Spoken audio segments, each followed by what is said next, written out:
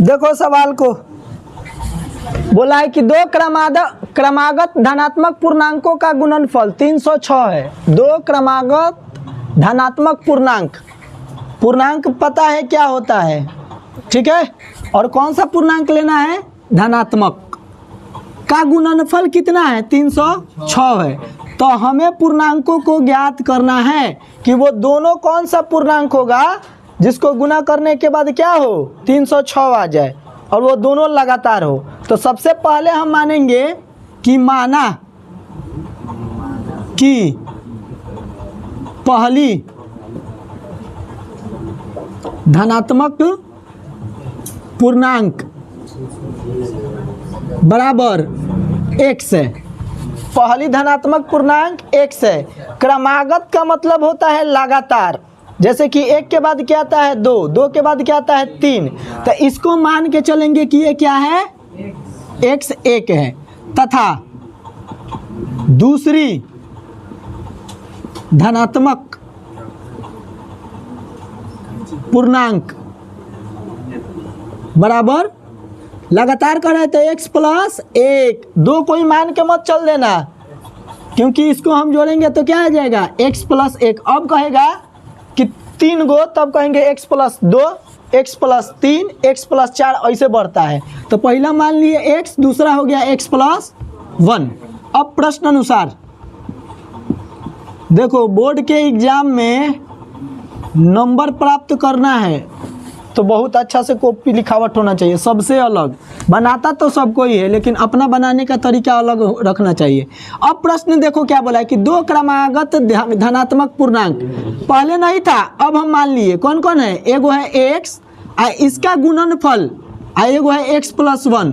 गुणनफल कितना दिया है, 306 दिया है। इन दोनों का गुणनफल कितना हो गया, 306। अब गुना करो, x में 1 से गुना करेंगे x के स्क्वायर, प्लस है प्लस, x में 1 का पहाड़ा पड़ेंगे x, ये प्लस में है तो इधर ला दो तो माइनस 306, अब बराबर का होगा, अब तो दिख रहा है। फिर अब इसको तोड़ना है, अब 306 में 1 से गुना करेंगे तो 306, अब बीच में फिर देखो 1 आ गया, यानी कि दो ऐसा नंबर होगा जिसको गुना करने के बाद क्या आएगा, 306। अब घटेगा कि जुटेगा, घटेगा, क्योंकि ये छोटा नंबर है। इसीलिए वो दो नंबर ऐसा सोचेंगे जिसको घटाने के बाद 1 आ जाए और गुना करने के बाद माइनस 306 आ जाए। तो कैसे करेंगे, अब तो पता नहीं है, तो एक काम करेंगे कि 306 को हम गुणनखंड करेंगे।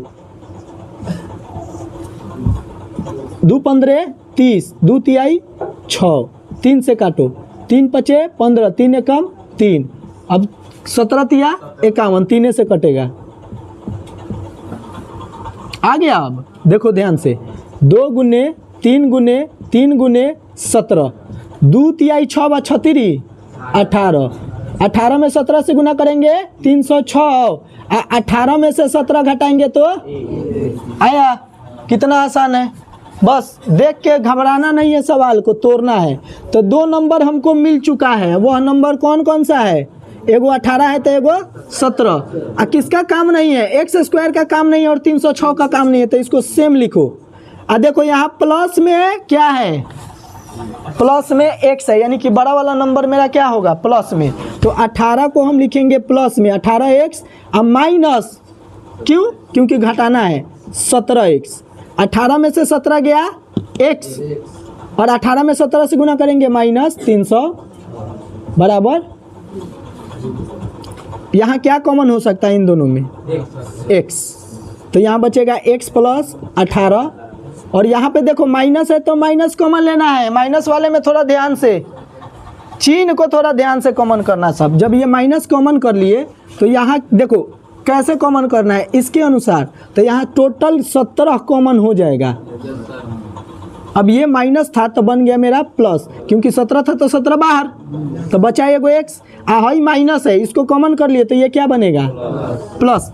अब ये एक ऑटोमेटिक ये 18 बार में कटेगा। अब बाहर वाले को बाहर वाले के साथ लिखेंगे,